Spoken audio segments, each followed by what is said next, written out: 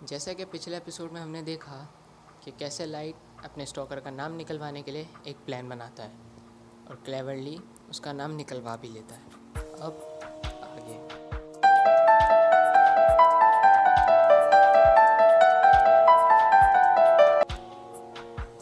Episode का start वहीं से होता है जहाँ से पिछले एपिसोड का एंड हुआ था, यानी हाईजैकर के एक्सीडेंट के बाद। लाइट का स्टॉकर लाइट से कहता है कि वो एक सीक्रेट ऑपरेशन के लिए जापान आया था और लाइट उससे प्रॉमिस करे कि लाइट किसी को कुछ नहीं बताएगा। लाइट उससे प्रॉमिस करता है कि वो किसी को कुछ नहीं बताएगा।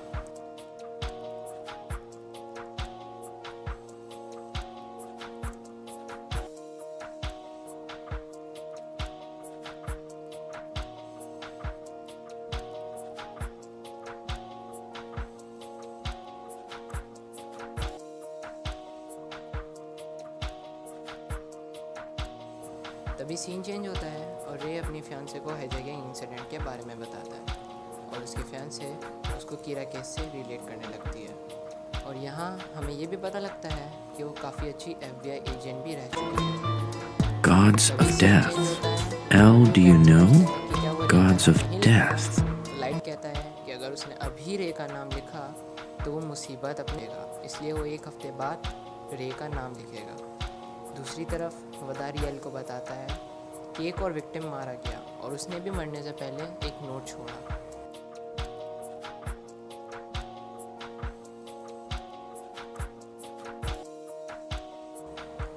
एलवदारी से कहता है कि पुलिस फोर्स से कहे कि वो इनमेट्स पर ध्यान रखे क्योंकि पॉसिबल है कि I've been using known criminals who live in this part of town to test out different killing methods, and I've learned a lot about the death note. For example, if I write a cause of death and the circumstances leading up to it, I can add a name afterwards and it'll still happen. Ooh, even I didn't know that one. जाए और criminals का नाम बाद में, तब भी death note काम करेगी।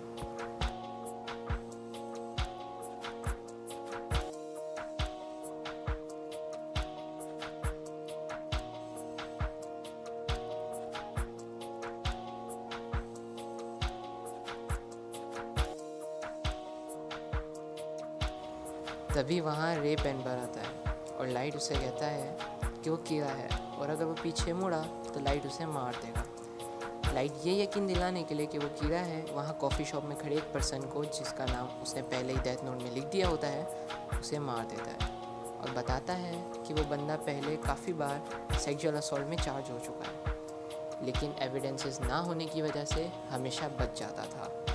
लाइट रे को कहता है कि अगर वो उसकी बात नहीं मानेगा तो रे उसकी फियांसे को भी मार देगा।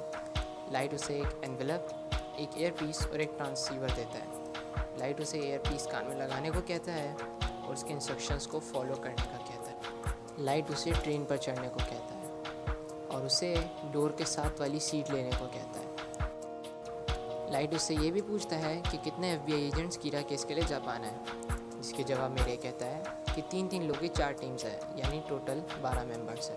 लाइट उसे एनवेलप खोलने को कहता है और हेड का नाम सबसे ऊपर वाले सेक्शन में लिखने को कहता है। लाइट उसे इसके बाद अपना लैपटॉप ऑन करने को कहता है और कहता है कि उसके पास एक ईमेल आएगा जिसमें सारे FBI एजेंट्स के नाम होंगे। वो उन्हें उस पेज में लिखकर और उस Yagami. में डालकर एनवेलप Farewell, Ray Penber. के बाद ट्रेन से उतर जाए। जैसे ही ट्रेन से उतरता है तो उसे हार्ट अटैक आ जाता है। वो ट्रेन की तरफ मुड़ के देखता है तो देखकर काफ़ी शॉक होता है कि लाइट ही कीड़ा है और फिर वो मर जाता है।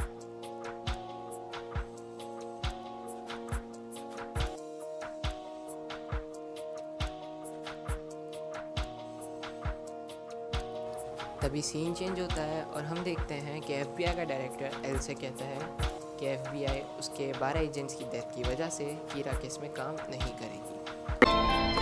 L, do you know Gods of Death? L ने पुलिस पे नजर रखने के लिए FBI एजेंट्स हायर किए थे। Love apples. मतलब ये है कि वो अब Damn you, Kira. शक करता है। ये कॉन्वर्सेशन चली रही होती है, तभी एक और क्रिमिनल के मरने की न्यूज़ एल को मिलती है और वो भी एक नोट छोड़ता है।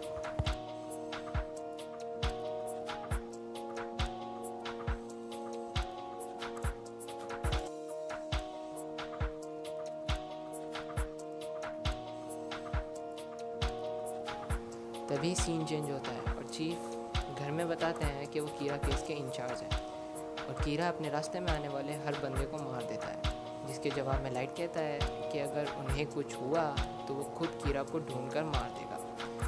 दूसरी तरफ चीफ टास्क फोर्स से कहते हैं कि अगर कोई कीरा से डर के ये केस छोड़ना चाहता है तो छोड़ सकता है और जो भी केस का हिस्सा रहेगा वो अपनी जान देने तक से नहीं घबराएगा।